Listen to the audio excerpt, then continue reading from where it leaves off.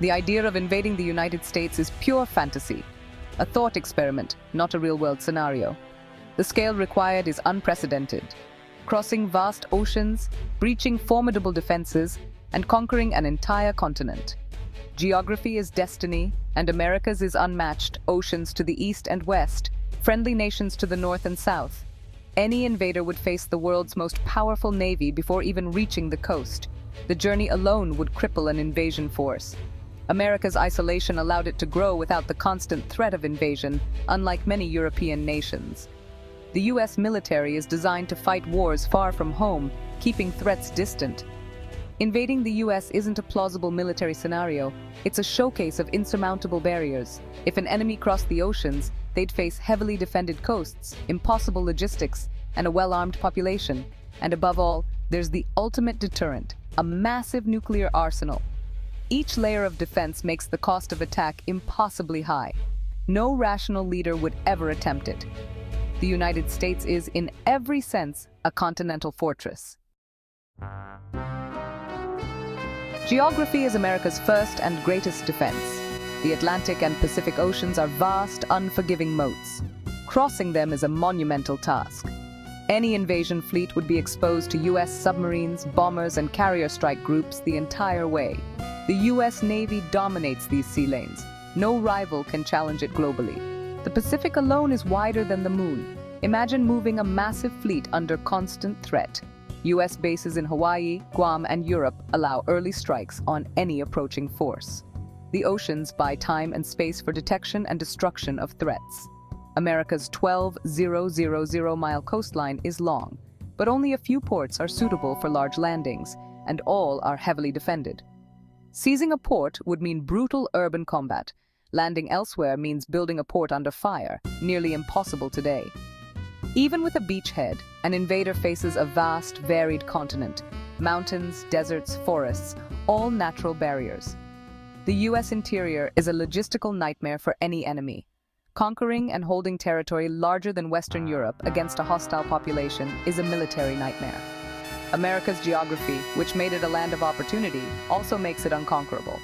The oceans and terrain are America's first and most enduring line of defense. Geography alone makes invasion nearly impossible. Professionals study logistics, and logistics make invading the US impossible. An invading army would need a supply line stretching thousands of miles across hostile oceans, vulnerable every inch. US submarines, aircraft, and satellites would relentlessly target every supply ship and transport. Even D-Day, just across the English Channel, required years of planning and total control of sea and air. Now imagine that challenge multiplied by the Atlantic or Pacific. An invader would need to move millions of tons of supplies, all at risk. A modern army burns through thousands of tons of supplies daily. Any disruption would be catastrophic. US forces would target ships, airfields, bridges, and supply lines, stranding the enemy. The vastness of America compounds the problem. Landing in California means fighting 2,500 miles to Washington, D.C. The further an army advances, the more vulnerable its supply lines become. Meanwhile, US forces can move quickly across their own territory, drawing on immense resources. The tyranny of distance and logistics would doom any invasion.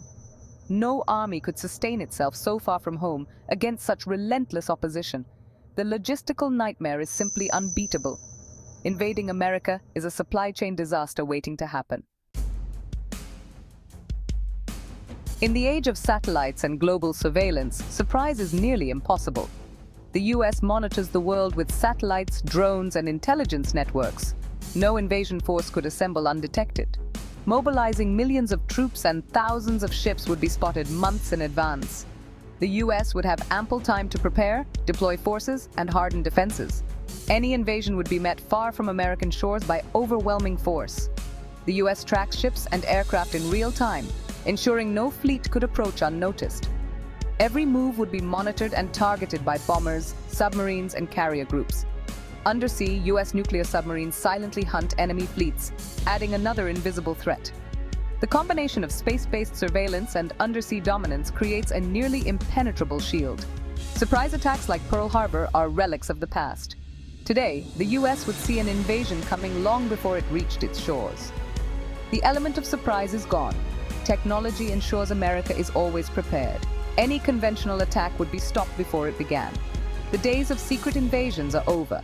America's eyes and ears never close. Beyond all other defenses, America's nuclear arsenal is the ultimate deterrent. The doctrine of mutually assured destruction means any existential attack would trigger devastating retaliation. No rational leader would risk national annihilation to invade the US. Even if an enemy landed troops, they'd operate under the shadow of the American nuclear triad: missiles on land, at sea, and in the air. Submarines ensure a second strike capability, making a surprise knockout impossible. The threshold for nuclear use is high, but a full-scale invasion would cross it. Tactical or strategic nuclear weapons would obliterate invading armies and their homelands. The mere possibility of nuclear retaliation deters any potential invader. Nuclear weapons guarantee America's sovereignty. In the nuclear age, total conquest is off the table. The risk is simply too great for any rational actor. The idea of invading a nuclear-armed America belongs to fiction, not reality. Suppose an invader somehow lands on American soil. The real nightmare begins. The US has over 330 million people, most with access to firearms. Civilian gun ownership would fuel a massive, decentralized insurgency. History shows occupying a hostile population is nearly impossible. America would be the ultimate case. Every town and city could become a battlefield. Resistance would be everywhere. An occupying force would need millions of troops just to hold major cities, leaving rural areas as resistance strongholds. The US military would regroup, supported by a vast industrial base and a determined populace. Guerrilla warfare would bleed the occupier dry for years, if not decades. The Second Amendment ensures a nation ready to resist tyranny or invasion. An armed populace is a powerful deterrent. Defeat the army and you still face the people. No invader could ever pacify America. Occupation would be a war with no end. War is won as much in factories as on battlefields. America's economy is the world's largest and most diverse, funding the most advanced military. In crisis, its industrial might can be mobilized. Cars become tanks, tech firms build weapons. The US can replace losses quickly. An invader, at the end of a long supply line, cannot. America also controls the global financial system, wielding sanctions and economic warfare as powerful weapons. The dollar's dominance lets the US cripple enemy economies, making war unsustainable for aggressors. Economic resilience means America can outlast any opponent in a war of attrition. An invader would need a quick victory, but that's impossible against the US. The longer the conflict, the more certain America's victory. Economic power is a formidable shield. In a long war, America's factories and finances are unbeatable. The arsenal of democracy endures. No single nation could invade the US. It would take a massive, perfectly unified coalition. But America's global alliances would turn any attack into a world war, with most nations on its side. Even a hostile coalition would be plagued by internal divisions and conflicting interests. The US would exploit these rifts, using diplomacy and intelligence to break the coalition apart. Modern warfare extends to cyberspace and space, where America holds major advantages. US cyber attacks could cripple enemy infrastructure. Space assets could blind and disrupt enemy forces.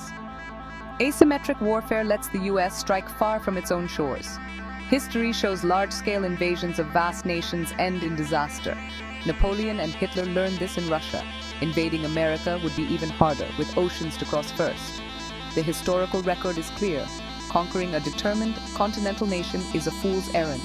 Coalition warfare is fraught with failure. America's alliances and technological edge make invasion unthinkable. In the end, invading and occupying the United States is a strategic impossibility. Oceans, terrain, a well-armed populace, and unmatched military power create an impregnable fortress. Logistics, nuclear deterrence, economic might, and global alliances reinforce this defense. The sheer number of obstacles makes conquest pure fantasy. History proves occupying a large, hostile nation is a recipe for disaster. No rational leader would attempt it. The real threats to America are internal political division, social strife, and erosion of institutions. The fortress can withstand any external attack, but its fate depends on the unity of its people. America's future will be decided not by foreign invaders, but by Americans themselves. The greatest challenge is within, not without.